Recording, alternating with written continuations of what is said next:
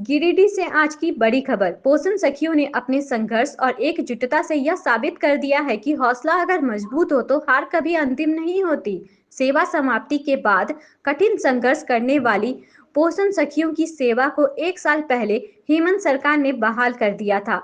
आज उसी ऐतिहासिक फैसले की पहली वर्षगांठ पर गिरिडीह जिले भर की पोषण सखियां स्थानीय झंडा मैदान में जुटी और जश्न मनाया। तो चलिए क्या कुछ कह रही हैं प्रदेश अध्यक्ष प्रमीला कुमारी, सुनते हैं। समझ के सबसे खुशी का दिन है जो हम लोग का नौकरी चली गई थी। ये हम लोग का ऐतिहासिक दिन हुआ था। 29 अगस्त 2024 में माननीय मुख्यमंत्री जी ने ऐतिहासिक फैसला लेते हुए हम लोग का पुनः सेवा बहाल किए थे। इसी की खुशी में आज 1 वर्ष पूरा हुआ। इसी के वर्ष में सभी पोषण सखी मिलकर आज हम लोग एक पहली वर्षगांठ मनाए और केक काटकर सब लोग खुशियाँ मनाए। यहाँ पे हमारी गिरिडीह क्षेत्र की बाकी गांडे बेंगाबाद की भी हमारी पोषण सखी बने हैं।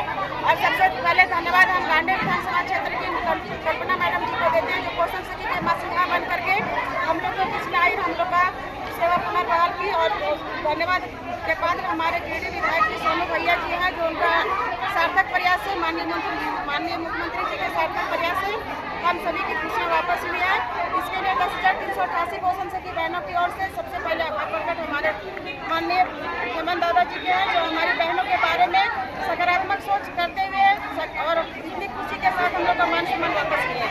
धन्यवाद। मैं प्रमीला कुमारी, प्रदेश अध्यक्ष। तो गिरिडीह से ये तस्वीरें और यह जज्बा साफ बताता है कि नारी शक्ति जब एकजुट होती है तो बड़ी से बड़ी मुश्किल भी आसान हो जाती है। यह जीत सिर्फ पोषण सखियों की नहीं है बल्कि पूरे समाज के लिए प्रेरणादायक है।